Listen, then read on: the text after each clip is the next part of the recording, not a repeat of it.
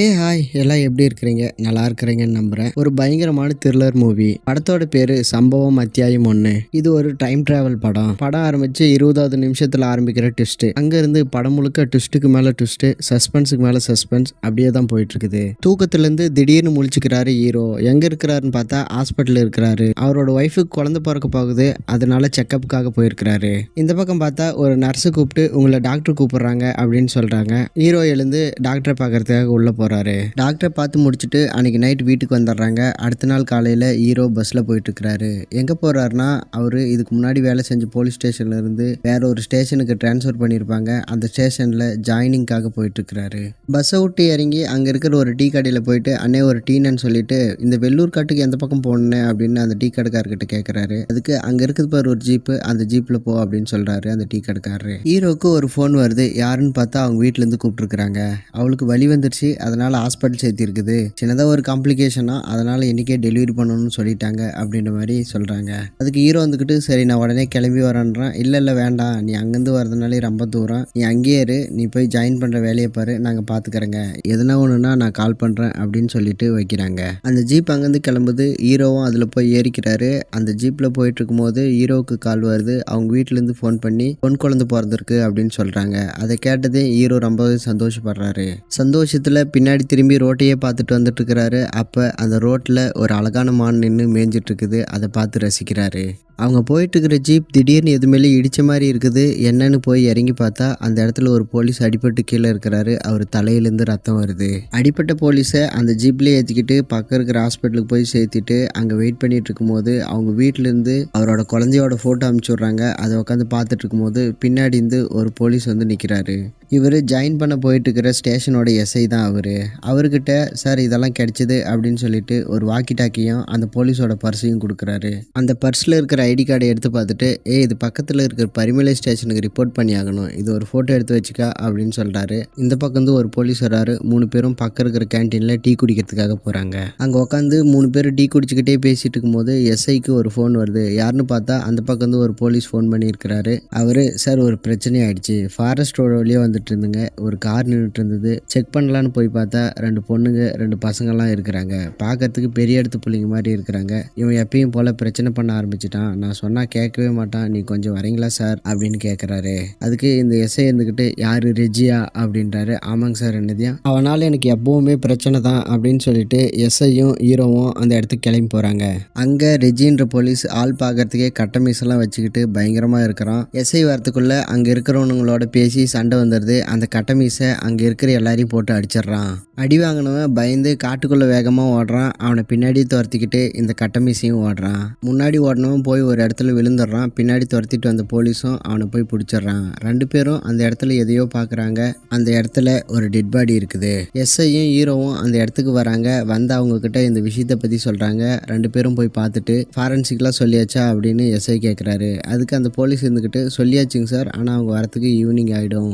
SI அந்த பக்கம் வந்து கட்டமீசையை பார்த்து ஃபாரஸ்ட் டிபார்ட்மெண்ட்டே சும்மா இருக்கும்போது நீ ஏன்டா என் உயிரை எடுக்கிற, பிரச்சனைக்கு மேலே பிரச்சனை பண்ணிட்டு கிடக்கிற அப்படின்னு சொல்லிட்டு கட்டமீசையை திட்டாரு. ஹீரோ வந்துக்கிட்டு எஸ்ஐ கிட்ட வந்து சார் அது ஒரு போலீஸ்கார் பாடி மாதிரி பார்க்கறதுக்கு இருக்குது, நம்ம அந்த ஆங்கிள் விசாரிச்சு பார்த்தா கரெக்டாக இருக்குங்க சார் அப்படின்ற மாதிரி சொல்கிறான். அதுக்கு கட்டமீசை இருந்துக்கிட்டு அப்போ நாங்களாம் என்ன முட்டாளா, அது பெரிமலை ஸ்டேஷன் போலீஸோட பாடி சார், பெரிமலை ஸ்டேஷனை நான் எத்தனையோ முறை கான்டாக்ட் பண்ண ட்ரை பண்ணேன், அவனுக்கு யாரும் ஃபோன் எடுக்கல அப்படின்றத சொல்கிறான் கட்டமீசை. உடனே எஸ்ஐ இருந்துக்கிட்டு பெரிமலை ஸ்டேஷன்லேருந்து யாருன்னா நம்பர் கொடு அப்படின்னு சொல்லிட்டு பக்கம் இருக்கிற போலீஸ்கிட்ட நம்பர் வாங்கி கால் பண்ணால் நம்பர் சுவிட்ச் ஆஃப்னு வருது. அதனால் பக்கம் இருக்கிற போலீஸ்கிட்ட நீ அவருக்கு கால் ட்ரை பண்ணிகிட்டே இரு, எடுத்தா எனக்கு கால் பண்ண சொல்லு அப்படின்னு சொல்லிட்டு சரி நான் அங்கேருந்து கிளம்புறேன், ஃபாரன்சிக் டீம் வந்தால் என்னை கூப்பிடுங்க அப்படின்னு அங்கேருந்து கிளம்புறாரு. கட்டமீசையா அவங்க கூட கிளம்புறான். திடீர்னு பார்த்தா காட்டுக்குள்ள ஒரு போலீஸ்க்கு அடிபட்டு இருக்குது. அவரோட காலில் ரத்தம் போயிட்டு இருக்குது. யோ முத்துவேல் எங்கேயா போயிட்டீங்க, என்னை தனியாக விட்டு போயிட்டீங்க அப்படின்ற மாதிரி வழியில துடிச்சிட்டு கத்திட்டு கிடக்குறாரு. இங்கே இவங்க காரில் போயிட்டு இருக்கும்போது யாருக்காவது கேட்குதா என்னை காப்பாத்துங்க அப்படின்ற மாதிரி ஒரு குரல் கேட்குது. எங்கது கேட்குதுன்னு பார்த்தா அங்கே இருக்கிற ஒரு வாக்கி டாக்கிலேருந்து கேட்குது. அந்த வாக்கி டாக்கி யாரோடதுன்னு பார்த்தா காலையில் அடிப்பட்ட போலீஸ்கிட்ட இருந்து எடுத்து வச்சிருக்கிற வாக்கி டாக்கி தான் அது. எஸ்ஐ அந்த வாக்கி டாக்கி எடுத்து பேசுகிறாரு. அந்த பக்கம் இருக்கிற போலீஸ் இருந்துக்கிட்டு, சார் என்னை எப்படியாவது காப்பாற்றுங்க சார், எனக்கு காலில் அடிபட்டிருக்குது, வலி உயிரே போகிற மாதிரி இருக்குது அப்படின்னு சொல்லிட்டு ரொம்பவே பாவமாக பேசுகிறாரு. அதுக்கு எஸ்ஐ இருந்துக்கிட்டு, நாங்கள் கேரளா போலீஸ், காலையில் ஃபாரஸ்ட் ரோட்டில் உங்கள் போலீஸ் ஒருத்தருக்கு அடிபட்டுருச்சு, அவரோட ஹேண்ட்செட்டு தான் இது, உங்களோட போலீஸ் ஸ்டேஷனுக்கோ இல்லை உங்களோட கண்ட்ரோல் ரூமுக்கோ கால் பண்ணுங்க அப்படின்ற மாதிரி சொல்கிறாரு எஸ்ஐ.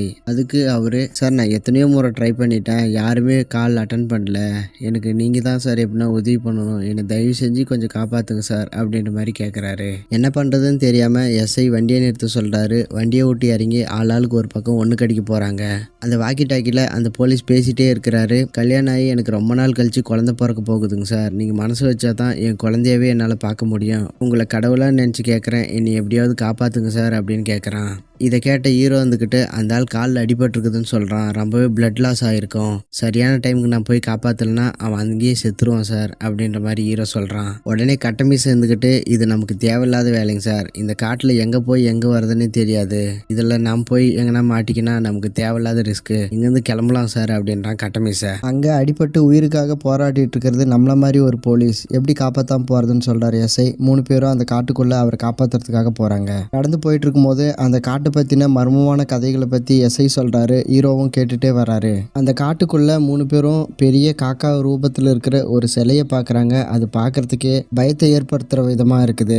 அந்த வாக்கி டாக்கியில் பேசுகிற போலீஸ்கிட்ட, நீங்கள் சொன்ன இடத்துக்கு வந்துட்டுங்க, இங்கே இருக்கிறீங்க அப்படின்னு கேட்குறாங்க. அதுக்கு அவர் இருந்துக்கிட்டு, அந்த சிலை இருக்கிற இடத்துலேருந்து ரைட் சைடில் ஒரு பெரிய மரம் இருக்குது, அந்த மரத்தில் மணி பிளான்ட் மாதிரியான செடியெலாம் இருக்குது, அந்த மரத்துக்கு அடியில் தான் இருக்கிறாங்க சார் அப்படின்றாரு. அவர்கிட்ட பேசிகிட்டே இருக்கும்போது இந்த பக்கம் எஸ்ஐக்கு ஒரு ஃபோன் வருது. யாருன்னு பார்த்தா பரிமலை ஸ்டேஷன்லேருந்து ஃபோன் பண்ணியிருக்கிறாங்க.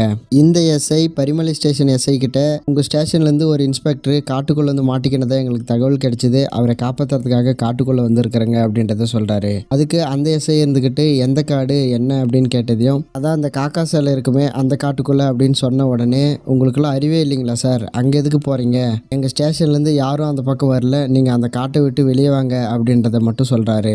சொல்லிட்டு உடனே ஃபோனை கட் பண்ணிடுறாரு. இதை கேட்டதையும் அவங்களுக்கு ஒன்றுமே புரியல. உடனே கட்டமீசை அந்த வாக்கி டாக்கியை வாங்கி அந்த போலீஸ்கிட்ட, யோ என்ன என்கிட்ட விளையாடுறியா அப்படின்ற மாதிரி கேட்குறான். அதுக்கு அந்த போலீஸ் இருந்துக்கிட்டு, இந்த நிலைமையில யாருனா விளையாடுவாங்களா சார், நான் பொய் சொல்லலைங்க சார், உண்மையாக தான் சொல்கிறேன் அப்படின்னு சொல்கிறான் அந்த போலீஸ். உடனே ஹீரோ வந்துக்கிட்டு, சார் இவர் இவ்வளோ ஷூராக சொல்கிறாரு, நம்ம அந்த ஏஎஸ்ஐக்கு திரும்ப கால் பண்ணலாங்க சார் அப்படின்றான். உடனே இந்த எஸ்ஐ இருந்துக்கிட்டு அந்த பரிமலை ஸ்டேஷன் எஸ்ஐக்கு திரும்ப கால் பண்ணுறாங்க.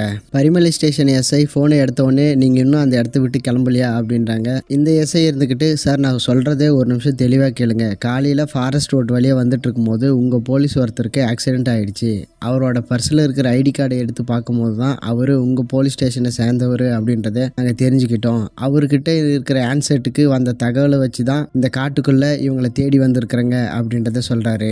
இவர் எவ்வளோ சொல்லி நம்பாததுனால வாக்கி டாக்கியில் பேசுகிற போலீஸை அந்த பரிமலை ஸ்டேஷன் போலீஸ்கிட்ட பேச வைக்கிறாங்க.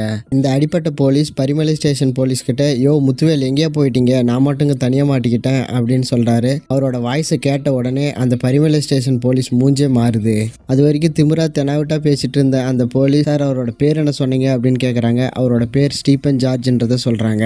பரிமலை ஸ்டேஷன் போலீஸ் இருந்துக்கிட்டு, ஏஎஸ்ஐயோட முழு பேர் கேளுங்க அப்படின்னு சொல்கிறாரு. அதுக்கு அவர்கிட்ட கேட்டால் முத்துவேல் மாரியப்பன் என்ற பேர் சொன்ன உடனே இவருக்கு இன்னும் ஷாக் அதிகமாகுது. அப்போ தான் ஒரு விஷயத்தவே சொல்கிறாரு. சார் ஸ்டீஃபன் ஜார்ஜ்னு ஒரு இன்ஸ்பெக்டர் எங்கள் ஸ்டேஷனில் இருந்தார், ஆனால் இப்போ இல்லை, 30 வருஷத்துக்கு முன்னாடி அந்த காட்டுக்குள்ளே அவங்களோட டீமோட தொலைஞ்சு போயிட்டாரு, அதுக்கப்புறம் அவங்கள யாருமே பார்க்கல, அவங்க உயிரோடு இருக்கிறதுக்கு வாய்ப்பே இல்லை, கரெக்டாக சொல்லணும்னா 1994 மே 26 அன்னைக்கு தான் அவங்கெல்லாம் காணாமல் போனாங்க, அந்த இடத்துல இருந்து நீங்கள் உடனே வெளியே வந்துருங்க அப்படின்றத சொல்லிட்டு உடனே ஃபோன் வைக்கிறாரு.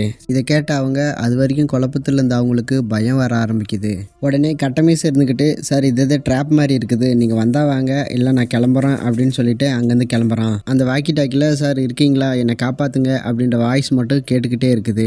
மரத்துக்கு அடியில் இருக்கிறதா சொன்ன அந்த மரத்தையும் கண்டுபிடிச்சிடுறாங்க. அந்த மரத்துக்கு பக்கமாக நடந்து போகும்போது வாக்கி டாக்கியில் பேசுகிற போலீஸ் இருந்துக்கிட்டு, சார் இந்த இடத்துல ஒரு போலீஸோட பாடி இருக்குது, அது எங்கள் தமிழ்நாடு போலீஸ் இல்லை, அது கேரளா போலீஸோட பாடி அப்படின்றாரு. அவரோட பேர் எம்ஜி அசோகன்னு போட்டிருக்குங்க சார் அப்படின்னு சொன்ன உடனே ஹீரோ பொறுமையாக திரும்பி இந்த எஸ்ஐயை பார்த்தா இவரோட பேர் தான் எம்ஜி அசோகன். அந்த மரத்துக்கு முன்னாடி போய் பார்த்துட்டு, சார் இன்னைக்கு என்ன டேட்டு அப்படின்னு சொல்லிட்டு ரொம்பவே பதட்டத்தில் கேட்குறாங்க. அதுக்கு அந்த போலீஸ் இருந்துக்கிட்டு 1994 மே 26ன்னு சொன்ன உடனே அப்படியே மெதுவாக திரும்பி பார்த்தா இந்த மரத்துக்கு அடியில் ஒரு எலும்பு கூடும், அந்த எலும்பு கூடுக்கு கையில் ஒரு வாக்கி டாக்கியும் இருக்குது.